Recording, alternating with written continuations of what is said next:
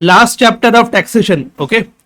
Income which do not part of the total income, that is exempted income. Income do not part of total income মানে হচ্ছে হলো এই যে income গুলো নাম লেখা আছে এই সবকটা ইনকাম এক্সেমটেড ফ্রম ট্যাক্স, একটার ওপরও ট্যাক্স লাগবে না। ক্লিয়ার? যেরকম received by a member of received by a member from Hindu undivided family, just only headings. Next one, share of profit from partnership firms.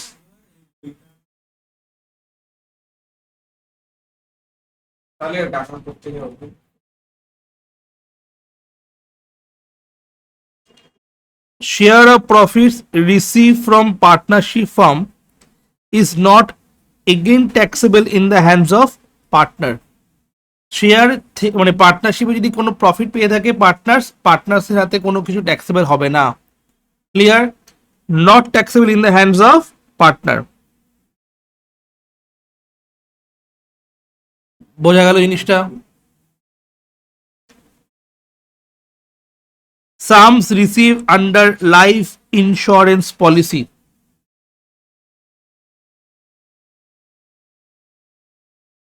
Life insurance policy including bonus,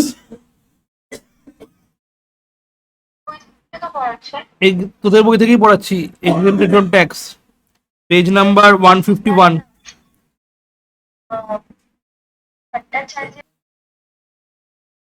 তার মধ্যে কি কি হয়ে গেল?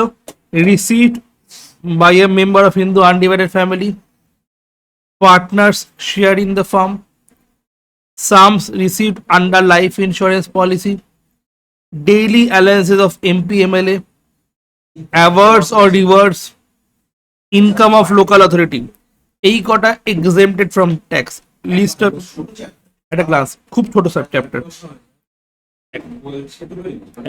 একটা করব শেষ করি। daily allowances of MP MLA, daily allowances of MP MLA exempted from tax.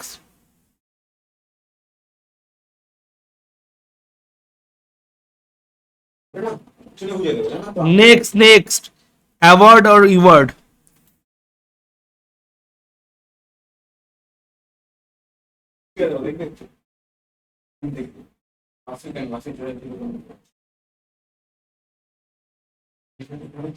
Award কি কি? Sir CV Raman award, Raman, এখানেও রামান। ঠিক আছে। Experience research applied science, Meghnath Saha. Next, sir Jagadish Chandra Bose award for research in life science.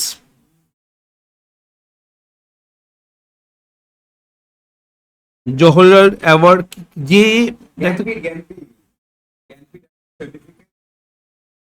ওকে পুরোটা লেখানি এখানে আসেনি। Cash reward passing Hindi exams, তারপর ন্যাশনাল অ্যাওয়ার্ড হবে না? National award for film. ঠিক আছে, জাস্ট নাম পড়ে রাখবে। Okay. Income of local authority, local অথরিটির মধ্যে কে কে ইনক্লুড করছে? Panchayat, municipality, municipal committee, district board and cantonment board.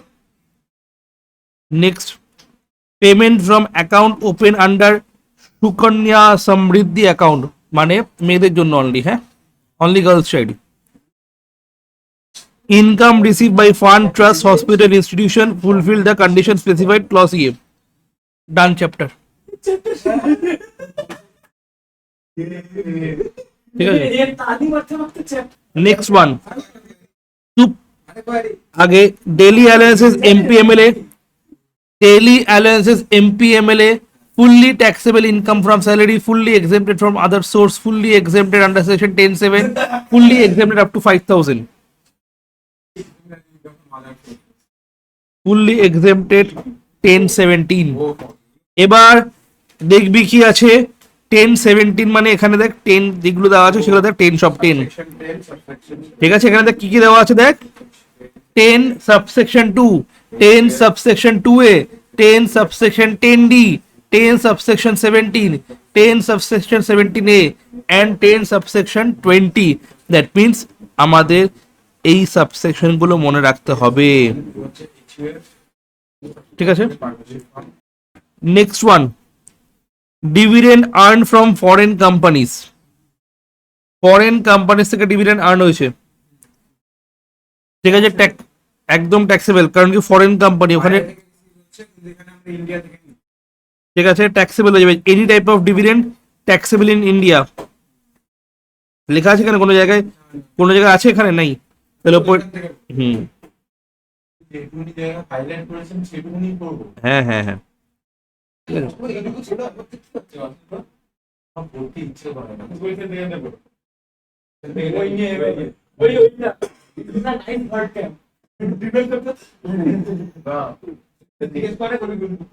এই dividend from foreign company, foreign আর ইন্ডিয়ান একসাথে লিখে না, এই চুপ কর না একটু, foreign and Indian company taxable, taxable, foreign company হোক ইন্ডিয়ান কোম্পানি হোক ট্যাক্সেবল হয়ে যাবে।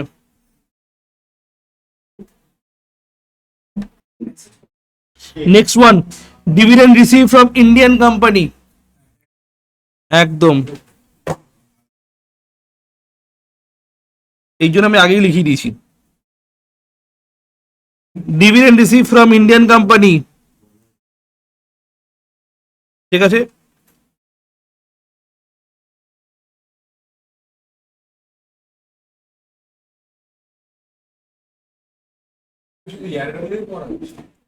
ভাববি তোরা প্র্যাকটিস করবি রে, ঠিক আছে। এবার ওয়েট কর, এবার এখানে সিভি রামান অ্যাওয়ার্ড এগুলো কোন সেকশনে, ঠিক আছে, আন্ডার উইচ সেকশন, ইয়ারে দেওয়া আছে, ইয়ার দেওয়া নেই, বাট এইসব, হ্যাঁ দেখ এইসব কোশ্চেন গুলো আসতেও পারে, আমি শুধু ইয়ারে কোশ্চেন করালাম কিন্তু, হ্যাঁ বাদ বাকি এই কোশ্চেন গুলো করে যাবি। For example life insurance policy exempted under section, কোন সেকশন, 10D, আমার মনে নেই, 17, আমার মনে নেই, 10D, ঠিক আছে। তো তো বেসিক্যালি কি হচ্ছে, হ্যাঁ তো বেসিক্যালি কি হচ্ছে, এই জিনিসগুলো ইম্পর্টেন্ট, হ্যাঁ যদি ভেতর থেকে যদি দেয়। আচ্ছা, প্রাইম কস্টের ফর্মুলা আমরা কি দেখেছিলাম যখন কস্ট শিট করেছিলাম, direct material, direct wages, chargeable expenses, বাস, ঠিক আছে, একদম ভেরি গুড। তাহলে ডাইরেক্ট মেটেরিয়াল কি হচ্ছে, ডাইরেক্ট মেটেরিয়াল হলো যেই মেটেরিয়ালগুলো ডাইরেক্টলি রিলেটেড টু প্রোডাকশন, মানে যেগুলো প্রোডাকশনের জন্য করা হচ্ছে, সেটা কি, যেরকম আমি একটা পেন বানালে পেনের জন্য ডাইরেক্ট মেটেরিয়াল কি হবে, প্লাস্টিক, তারপরে ইঙ্ক, তারপরে কি হবে, নিব মেটেল যেটা, ঠিক আছে। তো those materials which can be identified in the product and that can be conveniently measured and directly charged to the products, এত দরকার নেই, identified to the product, ঠিক আছে। This material directly entered in the production finished product, example timber in furniture making, cloth dress making, bricks building, ঠিক আছে, এই জিনিসগুলো। Next one, র মেটেরিয়াল, তারপরে material specifically purchase, primary packing materials, ঠিক আছে, এগুলো লাগবে না।